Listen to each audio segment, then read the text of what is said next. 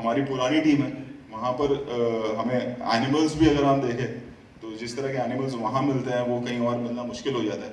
And इस बार वो जोश भी था सब में कि शो को एक नेक्स्ट लेवल पे लेके जाना है, and I think we have achieve. जब आप लोग भी देखेंगे तो इवन यू विल रियलाइज के मैं रेयरली ऐसे बोलता हूँ कभी, but I think this time we have pushed envelope and we have taken the show to next level. I mean I am very proud of this season. हो गया। अच्छा एक रोहित जी, जैसे कि सारी चीज़ें धीरे धीरे ओपन हो रही है, आज हमें प्रेस कॉन्फ्रेंस भी देखने को मिली, आई होप कि सब कुछ नॉर्मल हो जाए।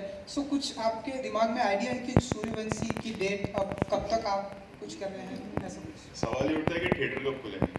सबसे इम्पोर्टेंट है कि वैक्सीनेशन होना बहुत ज़रूरी है। जब वो होगा तब जाके सब खुलेगा, और जब खुलेगा तब पता चलेगा कि क्या हो रहा है। इस वक्त आई थिंक हम सबको ये नहीं सोचना चाहिए कि धीरे धीरे सब ठीक हो रहा है।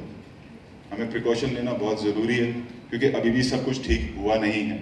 अगर आप बाकी कंट्रीज़ में देखेंगे तो केसेस कहीं कहीं बढ़ रहे हैं, और इस बार आई थिंक हम सबको मिलकर उस चीज़ का ध्यान रखना होगा कि सब खुलने का मतलब ये नहीं कि हम हॉलीडेज़ पे निकल जाएं। We have to take precaution.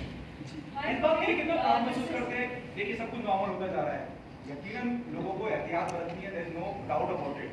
लेकिन जैसे हम आज आपके साथ इंटरेक्शन कर रहे हैं, ये कितना जरूरी है? ये हम स्टार्टेड दिस, यू नो, पहली प्रेस कॉन्फ्रेंस या दूसरी तीसरी प्रेस कॉन्फ्रेंस होगी, मीडिया के रूबरू जो हो रही है, पर एक अच्छा माहौल होता जा रहा है कि लोग आ रहे हैं, काम चालू हो रहा है। उस बारे में हाउ प्राउड बहुत ज़रूरी है, क्योंकि हम इफ यू सी तो ये तो हम मतलब हम सब, आप उधर हैं मैं इधर हूँ, but we are one family. जिस तरह से हम काम करते हैं इतने सालों से, हम सभी एक दूसरे को जानते हैं। सवाल जवाब होता है वो बात अलग है, but we all know each other and we all know each other for so many years, like we are like one family. So जितना काम खुलेगा और जितने अच्छे से काम होगा, इस वक्त एज आई सेड कि इम्पोर्टेंट ये है कि हम सब अपना ध्यान रखें, एंड हम अपने परिवार का ध्यान रखें, हम अपने कलीग्स का ध्यान रखें, और we become responsible for some days. I think कुछ महीनों की बात है, वैक्सीनेशन ड्राइव देखें तो जोरों पे चल ही रहा है हमारे देश में। सो खुलना बहुत अच्छी बात है, but at the same time हम इतने जोश में ना आ जाए कि फिर से सब बंद हो जाए। उस चीज़ का ध्यान रखना बहुत ज़रूरी है after the second wave. Guys, this is the last question, and Arun, please wait. No, you are asking. Wait. Others ask. Hi, नहीं, Rohit. अरुण ही स्पोक्स पर्सन है सब। Hi. सब एक्स्ट्रा प्रेजेंट है जो अरुण को Guys, शाम and को। then we'll हाँ। Hi, Rohit. This is How are Hina. you? I'm fine. आपने इतने सारे खतरों के खिलाड़ी सीजन किए, अभी तक का सबसे ज्यादा मुश्किल सीजन जो है वो आपको कौन सा लगा?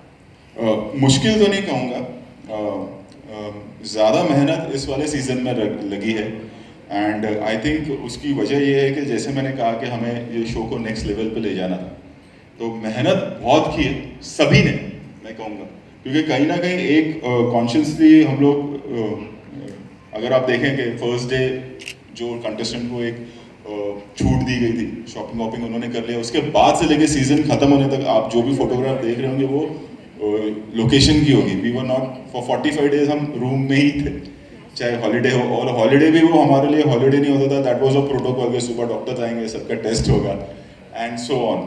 So keeping that in mind and the stand, because last हमने सीजन बल्गेरिया में किया था, एंड देन ऑब्वियसली सब बंद हो गया। So we wanted to bring this season in a way कि जो कभी हुआ नहीं हो।